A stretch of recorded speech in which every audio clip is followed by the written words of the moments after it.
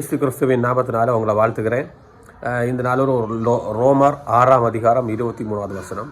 இது எதை குறித்து போட்டிருக்குன்னா, ஒரு சம்பளத்தை குறித்து போட்டிருக்கு. இன்னும் சொல்ல போனால் அந்த வசனம் பாவத்தின் சம்பளம் மரணம் அப்படின்னு ஒரு வசனம். அது ஒரு அழகான வசனம். கிருபை வரமோ நித்திய ஜீவன் அப்படி கொடுத்துருக்கு, ஜீவன். இதில் நம்ம கான்செப்ட் என்னன்னா, மரணத்தை குறித்து இந்த காலகட்டத்தில் நமக்கு அநேக பேருக்கு மரணத்தை குறித்து ஒரு அவேர்னஸ் இருக்கா? மரணம்னு சொல்கிறது இந்த உலகத்தை விட்டு போகிறது அல்ல, இந்த உலகத்தை விட்டு எடுக்கப்படுகிற காரியம் அல்ல. அல்லது இந்த உலகத்தில் நம்ம கண்ணடைக்கிற நேரம் நம்ம சரீர பலவீனங்கள், இல்லைனா வயதான ஒரு காலகட்டத்தில் நம்ம இந்த உலகத்தை விட்டு போக வேண்டிய சூழ்நிலையில் நம்மளுடைய ஜீவன் இந்த சரீரத்திலிருந்து பிரிகிறது அல்ல உண்மையான மரணம்.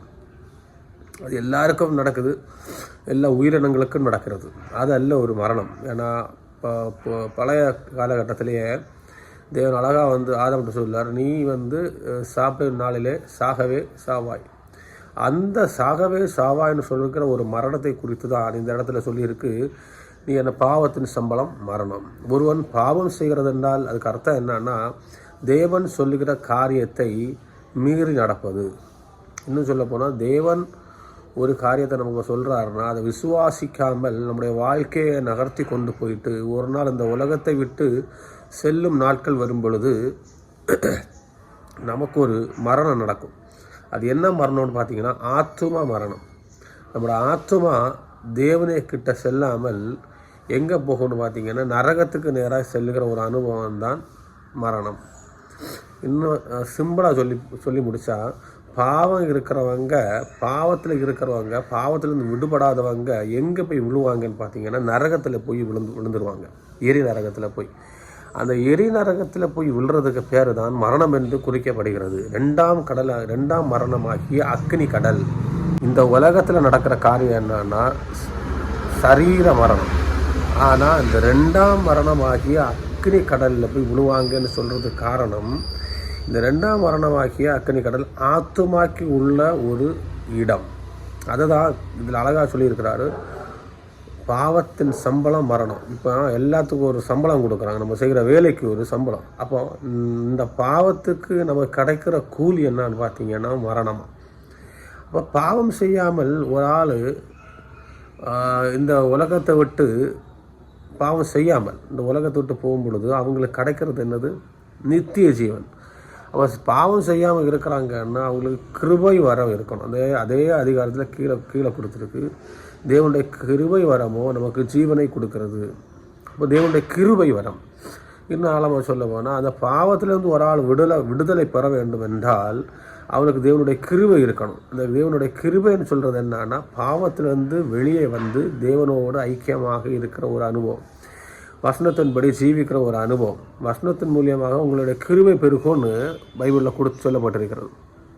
வசனத்தின் மூலியமாக தான் ஒரு ஆளுக்கு கிருபை பெருகும்.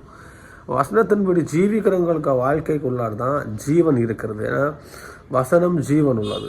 அந்த வசனம் எனக்கு உள்ளாடி இருக்கணும், இயேசு கிறிஸ்து எனக்கு உள்ளாடி இருக்கணும்.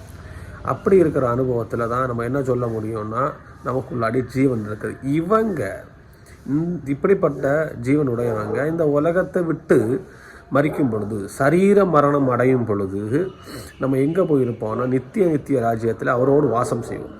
இல்லாதவங்க பாவத்தில் இருந்து இந்த சரீர மரணத்தை ஏற்றுக்கொள்கிறவர்கள் ரெண்டாம் மரணமாகிய அக்னி கடலில் போய் விடுவாங்க. இது என்னன்னா நமக்கு கொடுக்குற கூலின்னு சொன்னால் நம்ம செய்த வேலைக்குள்ள சம்பளம். பாவத்தில் ஒருத்தன் இருக்கிறான்னா அவனுக்கு ஒரு சம்பளம் உண்டு. அந்த சம்பளம் என்னன்னா மரணம். இங்கிலீஷில் அழகாக போட்டிருக்கு வேஜஸ்.